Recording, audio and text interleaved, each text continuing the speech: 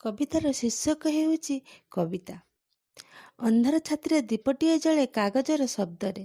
ଅସହାୟ ଲୁହ ଯେତେ ସହ୍ୟ ହୋଇଯାଏ ମମତାର ବନ୍ଧନରେ। ଉଦା ଆଖି ଛୁଇଁ ମହକ ଭଳି ତରୁଳୁଥିବା ଧାଡ଼ି ସବୁରେ ଲେଖା ହୋଇଯାଏ କବିତା। କେଉଁ ପଦ ମୁଠାଏ ସମବେଦନା ଅଧେକା ହାତରେ ଛୁଆଁ। ଅର୍ଥ ଅନର୍ଥରେ ସରହଦ ଟପି କବିତାର ପରଦି ବାହାରେ ଯିଏ କରିଦିଅନ୍ତି ଶତଶତିକା ଆହା ପଦେ ଖାଲି ହୋଇଯାଆନ୍ତି ମଣିଷ।